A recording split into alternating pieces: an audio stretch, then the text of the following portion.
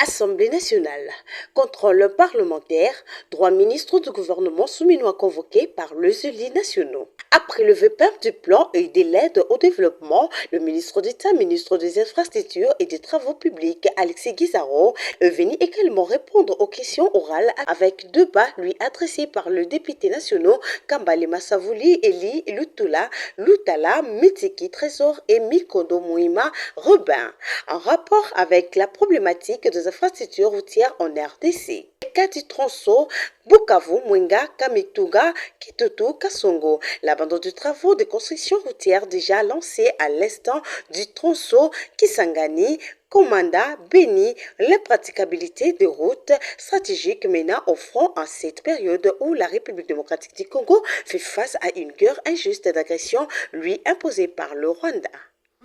L'arrêt inattendu des travaux de construction des tronçons routiers Beni, Kasindi Beni, Beni, Butembo.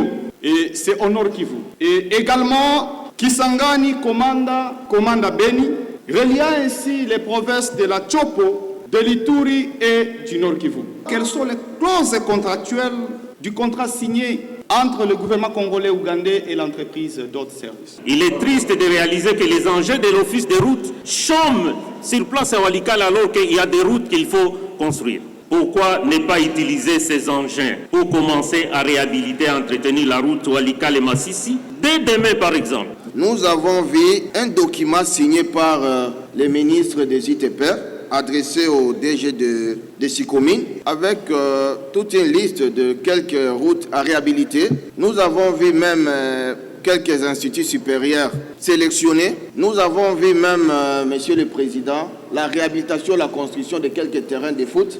C'était sur base de quels critères qu'il avait sélectionné des écoles, des instituts supérieurs, des terrains de foot à la place de routes et surtout une route qui était promise par les chefs de l'État pendant sa campagne. Pour sa défense, le ministre d'État, ministre TP, sont remis aux élus nationaux, autorités budgétaires pour faire respecter la répartition et le décaissement du budget alloué à chaque ministre en sollicitant une maximisation du budget alloué à son ministre au vu du nombre de routes prioritaires à construire et à réhabiliter.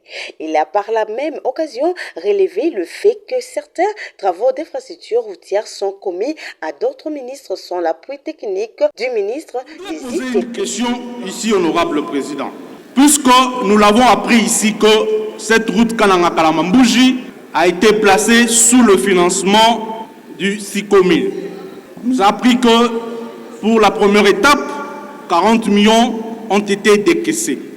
À Kananga, le ministre des ITPR a annoncé à la population que cette route devrait prendre plus ou moins 32 mois.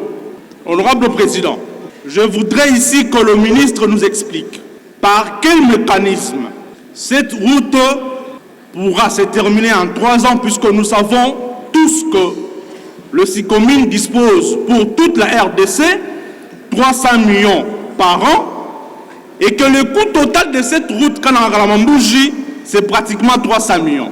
La ville de Kinshasa est devenue un éléphant mort qui mérite guérison. Et à regarder de fond, la ville-province de Kinshasa ne se développera jamais tant qu'elle n'a pas été démembrée. Je propose qu'au lieu de regarder le seul gouverneur de la ville, réfléchissons comment on peut avoir 4 mairies dans la ville de Kinshasa. Et ces 4 mairies, comment les répartir? Un Mukongo à la tête d'une mairie, un Mungala à la tête d'une mairie, un Moussouaïl à la tête d'une mairie. Est-ce que notre ministre des ITPR peut nous dire aujourd'hui, quand il lance les travaux des différents tronçons, lorsqu'il pose la première pierre pour lancer les travaux, est-ce qu'il a déjà avec lui une enveloppe pour financer tous ces travaux, ou bien il donne juste un mot d'ordre? Cette réponse a laissé cours à plusieurs autres questions en rapport avec la mauvaise qualité des routes construites par le Chinois en RDC. Pour finir, les élus nationaux qui n'ont pas épuisé leurs préoccupations ont fait des recommandations au ministre d'État des ITP afin d'améliorer son secteur. La plénière a examiné en dernière de sa série de questions orales avec débats adressés au ministre de Mines par les députés nationaux au sujet de la problématique du secteur minier, de l'exploitation minière et du respect des cahiers de charges par les sociétés minières province du Sud Kivu en général, dans le territoire de Mwenga, Chabunda et Fizi en particulier. Voudrez-vous nous dire concrètement quels sont les permis d'exploitation en cours au site Kivu en général et à Mwenga, Fizi et Chabunda en particulier, ainsi que l'air titulaire? Y a-t-il ou non des cas d'amodiation? Si oui, monsieur le ministre, c'est entre quelle entreprise et pour quel titre minier? Que fait le ministre de Mines pour l'encadrement et la promotion de l'exploitation artisanale par les communautés locales? Sur base de quels faits positifs le ministre de Mines ici présent avait autorisé la poursuite de l'exploitation minière au site Kivu, malgré les rapports de l'Assemblée nationale dans la législature passée des récentes nominations à la tête de la société primaire à Gold? Que pense le ministre de Mines de la violation des articles 110 du Code minier par la suite de la superposition? Le ministre de Mines, Kizito Pakapomba, a étalé aux députés nationaux le difficulté rencontrée dans ces secteurs capables d'améliorer les conditions de vie de population, mais qui fait malheureusement face à la violation de l'ordre établi. La prolifération d'exploitation illégale par les sociétés étrangères, les intimidations de services de l'administration minière par les forces de l'ordre commis à la protection des carrés et périmètres miniers.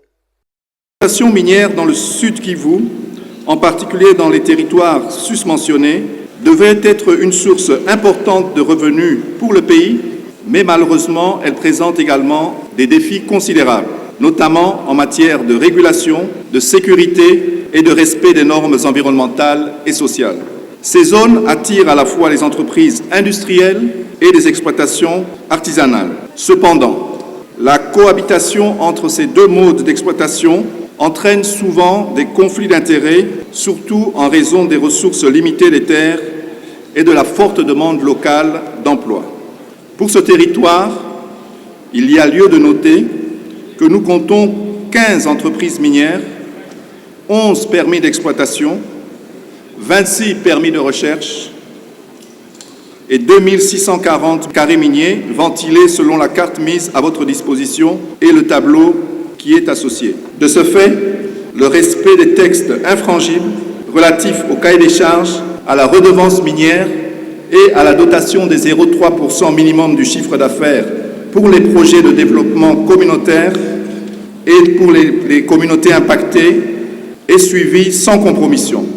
Manque par toutes ces révélations aux allures invraisemblables, le président de l'Assemblée nationale, le professeur Vital Kamerhe, a plaidé pour le retour de la police de mines en lien et place de force de l'ordre et pour la tenue des états généraux de mines. Il a en outre témoigné son soutien aux patrons de mines pour le retrait de certificats aux exploitants illégaux. Mais ce qu'on vient de nous décrire ici, la présence des Chinois dans tous les sites, la présence même des Somaliens. Quand vous quittez Bunia, vous allez à Kisangani par route, vous allez être scandalisé. Même des stations d'essence pirates tenues par des étrangers. Mais malheureusement, sous la protection des éléments et de la garde républicaine et des forces armées de la République démocratique du Congo et de la police. Dans les Haut-Katanga, là, c'est devenu carrément la règle. Il y a même des généraux qui donnent des autorisations d'accéder dans les sites miniers. Comment voulez-vous que ça avance? Tout le monde regarde le président de la République. Non, nous tous, nous avons chacun à un niveau donné une responsabilité. On doit remettre de l'ordre et l'ordre commence par la refondation de l'État. C'est pas normal.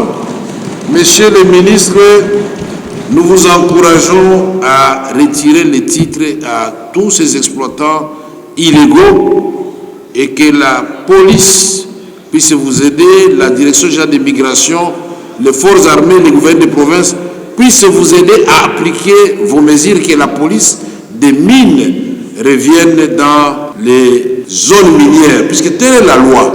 Les militaires ne doivent pas être dans les zones minières, c'est la police des mines.